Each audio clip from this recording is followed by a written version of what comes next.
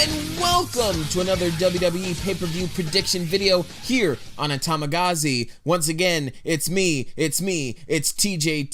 your professional psychopath, your resident marksman, and I'm here to talk about TLC, the latest in a slew of pay-per-views that WWE has been pumping out like clockwork. I feel like Survivor Series was just happened. It's still fresh in my mind. And now we're on to the next one. This time around, SmackDown Live's TLC pay-per-view. Now, I do realize that the last prediction video I did on this channel, it was my first collaboration with Rob officially. We filmed it live. It was great, but I do realize it was dreadfully long, so with that in mind, I will try and keep this one as short and sweet and to the point as possible. With that said, let's dive right on in. I'm going to go as quickly and efficiently as I can, giving my take on each match, giving my thoughts on what should happen, what will happen. So with all that said, let's get right into it. So as I've learned with the most recent WWE pay-per-view, specifically SummerSlam and No Mercy, I'm not going to try and go for the order that I think they're going to go in. I'm going to go with the order that I would probably go in if I were booking this thing. So with that said, I'm going to lead with Callisto versus Baron Corbin because who cares about this match anymore? I mean, yeah, they have a feud and they got to end it, but man, this was already, when it started, it was kind of weird and lukewarm and people were kind of about it. And now it's, you kind of just look at the screen and you look at the calendar and you're watching, you go, this is still a thing, huh? Okay. In terms of predicting it, it is a little bit tricky. It's not the hardest one to predict on this card, but it's a little bit tricky just because of how they've recently been treating both of these guys. Callisto's just coming off of, being in that high profile cruiserweight match, trying to get the cruiserweights back to SmackDown, and he was kind of just chosen, really, so it kind of gives you the impression that, okay, they're kind of high on him, that maybe they're going to do something with him, like maybe he's going to win this match and then go on to challenge for the IC title, or something. But then again, you look at Baron Corbin, and he really seems like their guy right now that they're kind of investing a lot of stuff in. I mean, he won the Andre the Giant Memorial Battle Royal, for God's sake. So with that said, though, I think what they should do and what they will do is go with Baron Corbin. I think Baron Corbin's going to walk out of this. He's going to look dominant. He's going to be the great heel that he is, because honestly, I don't like the guy. But I think maybe that's I think that's not so much that he's a good heel and more that I honestly just don't really care about this guy. Yeah, everyone's kind of high on him, but I think he's a little bit too generic at this point. There's nothing that really makes me kind of sit up and go, ooh, other than the fact that he is very tall, he's very big, and he's very quick. So, hey, maybe he'll have a 5-star match with Callisto this Sunday. I kind of doubt it, but my pick is on Baron Corbin. Next up, we got Bray Wyatt and Randy Orton versus Rhino and Heath Slater, or Beauty and the Man Beast. God.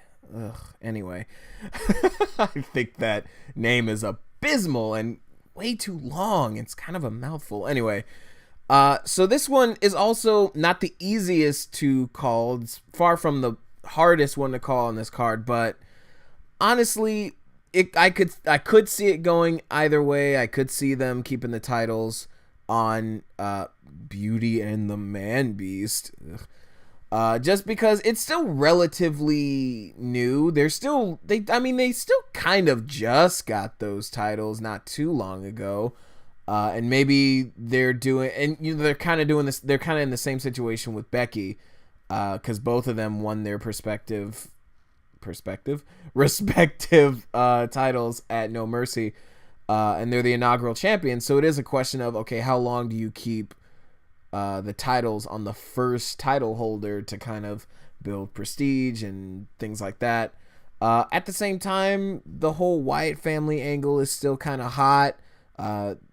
They're doing something unexpected in that I don't think a lot of people really know where this is going, because at first people were like, oh, well, Randy's just, playing them so he can get in their head and then turn on them.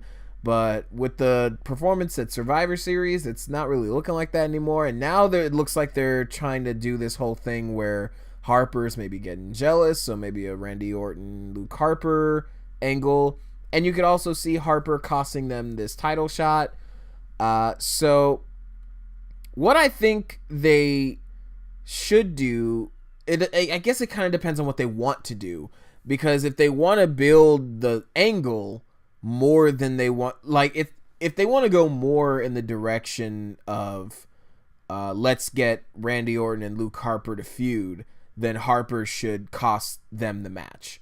But if they want to go more the route of putting the titles on them, having Randy and Bray get buddy, and having Harper kind of be on the outside looking in, and then kind of turn face and leave the both of them, which, I mean, I guess it really is a matter of, do you want a short feud or do you want a longer build to the feud? But in terms of my pick, I think they're going to, and also because I've heard rumors of them putting the titles on Bray and Orton. So honestly, I think that's what they're gonna do. My pick is for Bray and Randy, and also because Beauty and the Man Beast, I wish you could see me rolling my eyes every time I say that. Beauty and the Man Beast, they've kind of lost their initial momentum. I think maybe they're gonna regain it more in the chase than they would holding the titles. And the tag team scene is pretty competitive at this point. Honestly, though, I think they should keep them on Rhino and Slater for now, just because I don't really see Bray and Randy being a cohesive team for very long. And in such a competitive tag team division, they should kind of stay on two guys that are very much a team. Because then you got guys like the Usos coming after them. You got American Alpha that still has not had that title opportunity. They may actually stave off that official opportunity until WrestleMania, or at least the big one until WrestleMania. And wouldn't that be a moment to have American Alpha winning their first main roster tag team titles on the grandest stage of them all? I think they're going to do a similar thing with Enzo and Cass, though, so who knows. But yeah, the long and short of it is that I think they should keep the titles on Rhino and Slater for now. And if you want to do an angle where Harper costs them the opportunity, that'd be also good. It'd further that story. But I think they will go ahead and put the titles on the Wyatts, just because, and the ending of Survivor Series match says a lot. It says that they have faith in the Wyatts. It says that, we're going to stick with this, and then we're going to push the Wyatts as a dominant force. So I think they're going to still ride that momentum. So I think what they will end up doing is giving the titles to Bray and Randy. And next, unfortunately, we have Carmella versus Nikki Bella. Oh, I can't wait for this feud to be over. It only slightly has to do with the fact that I can't stand Nikki Bella. But I mean, it has kind of been a one-note feud, and they've been doing kind of a terrible job making me hate Carmella in this feud. Because all Carmella, it's like when Punk dropped the pipe bomb on Cena. I mean, you can't really be mad at a guy that uses the truth and facts to I guess gain heat. But I mean, Punk said his stuff about the business and Cena, and everyone was like, oh yeah, he's right. And then he organically kind of turned into a face because everyone was just like, no, but he told the truth. And the same thing with Carmella here. She's like, you basically have everything because you're doing John Cena. And all the smart fans at least are like, I mean, that's true. Never mind the fact that she's grown as a performer. Never mind all that. If people are honestly going to boo Roman Reigns out of the building weekly, basically every single time he shows his face, I want to know why we don't do it to Nikki Bella, because it's the exact same situation, except kind of worse. I mean, Roman can't help the fact that he came from his family. He can't help the fact that he has a certain look and that, you know, Vince likes those kinds of guys and he's going to push them. Nikki Bella is dating John Cena. She knows she's dating John Cena. And honestly, she kind of uses it to her advantage. She has reality TV shows, and that's why they push her more, because they also got to plug the TV shows. So it's, I mean, it's, anyway. What I think they should do and what I think they will do is have Carmella win. Honestly, you gotta have one good heel victory. It puts the exclamation on this feud. It catapults Carmella. And I also heard an interesting thing while watching, because I just watched the Adams from What Culture, Adam Blampier and Adam Pacitti, also give their predictions right before I recorded this. And I think it was Adam Blampier, because of course it was, who, because he's booking it. Not the actual show, God, I wish.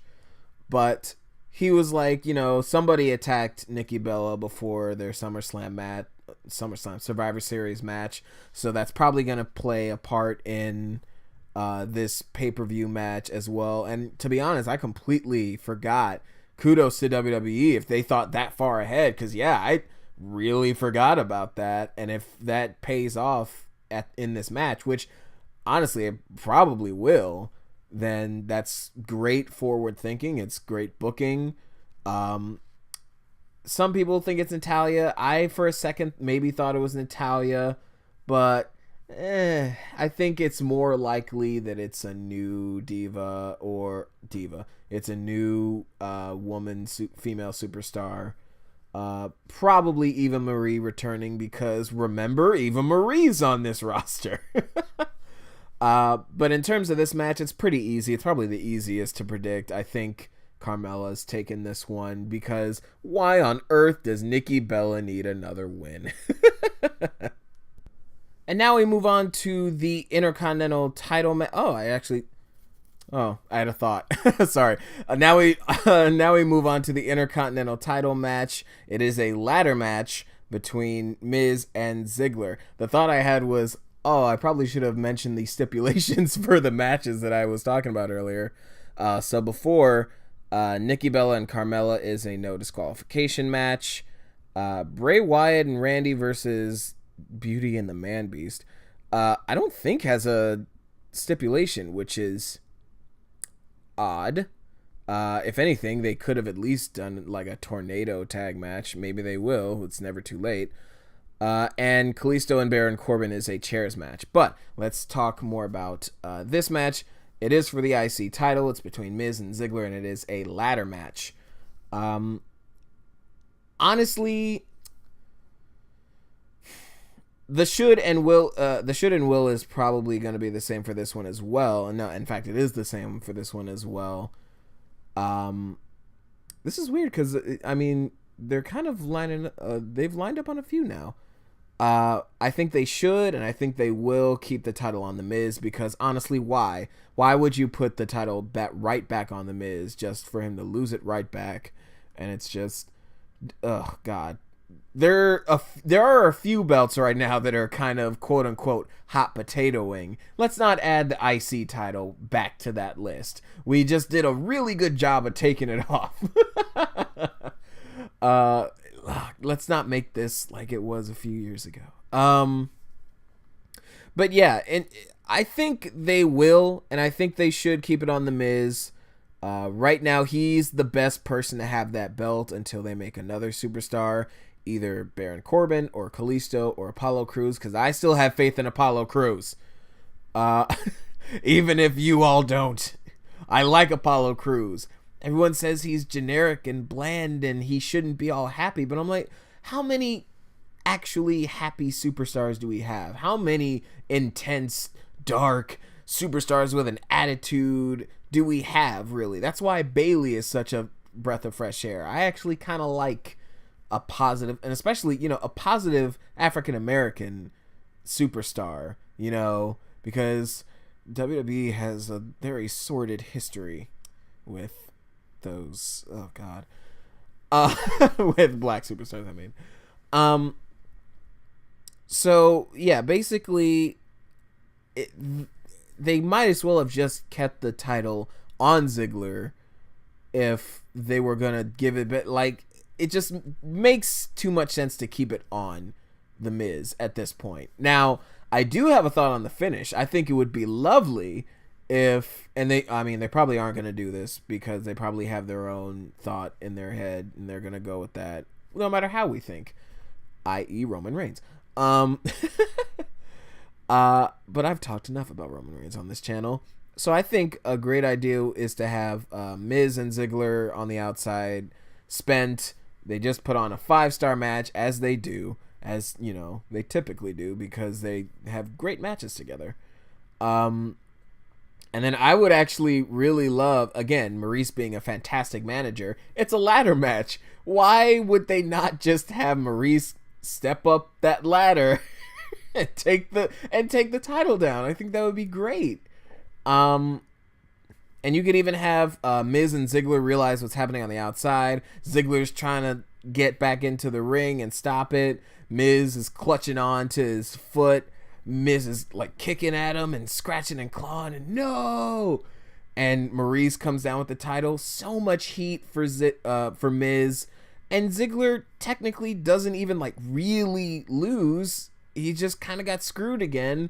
It doesn't, so now the Miz doesn't beat him pretty finally. He keeps a little bit of momentum going into whatever the heck he's gonna do next, because geez, the Adams did mention like he should probably go up in the card. He should kind of go a little bit up in the card at this point, or something. Like, he should be doing something. Maybe have him feud with the Wyatts or something. I don't know, but poor Ziggler. Poor Ziggler. And next we have, for the SmackDown Live Women's Championship, Alexa Bliss versus the champion Becky Lynch in a tables match. It was weird. I tweeted this on my Twitter account at Atomikaze. Same way it's spelled here. Hashtag shameless plug is shameless. I did tweet. I was like, didn't they just sign a contract? And now Becky Lynch is like, let's make it a tables match. Or one of them or both of them was like, yeah, let's make it a tables match. I'm like, what was the point of a contract signing if you're going to change the match after? Do you need another contract signing now? It's always, contract signings are so weird in WWE because it's like sometimes you need them and sometimes you don't. And so it's just, I don't know. Sometimes it's very clear what the contract is being signed for. Sometimes there are very special stipulations that it's like, okay, we need somebody to sign a contract for this. And sometimes it's just kind of a vehicle to do something. I don't know. But this is actually one where the should and wills differ. I think they should have Alexa win because I like Alexa Bliss. I think she's lovely. But you would never know from the trash promo these two were given last week. And it's like, I know for a fact, that these two specifically, these two with each other can cut a very good promo. There was one, I don't know how long ago. I think it was before their first confrontation. It was like before their first, because I know they were scheduled to go to have a match at No Mercy, and then Becky got injured. I think it was before that one. It was one of the weeks leading up to that one, if not the go home. But these two have proven in the past that they can talk, especially with each other. I think they're good rivals for each other. Now they can honestly stand to kind of open up this feud a bit, kind of, because now it's just kind of, it's running in place a little bit. I think a good move here, a good sort of swerve, if you will, because I think a lot of people are assuming Becky's gonna win her first like pay-per-view defense. Honestly, I would like to see Alexa win this. I think like I said, I think she's very good. I'm a very big fan of Alexa Bliss. But I think they will keep it on Becky. And you know what? That's fine. I don't have a problem with them keeping it on Becky. This is a match where I could see it going either way, and I don't mind. I actually would like either outcome, as long as there is an actual outcome. Because WWE. And with the tables match, if it is going to be a tables match, there's, room for like a fluke finish, like the Sheamus John Cena match from a few years back, where Sheamus won his first world title. So I could see it going either way. I could see any next feud with Becky being also great. I would actually not mind seeing them continue this feud if Alexa wins it. But yeah, I personally think Alexa should win it, but I think Becky will. Which brings us to our main event, Dean Ambrose versus AJ Styles in a TLC match for the WWE World Championship, even though everyone keeps calling it WWE World Heavyweight Championship, and I feel like they changed it for a reason, but whatever. AJ Styles is winning it. I'm sorry. I think they should, and they will keep it on AJ Styles, because we've already seen Dean Ambrose's run with the title. It was already kind of panned.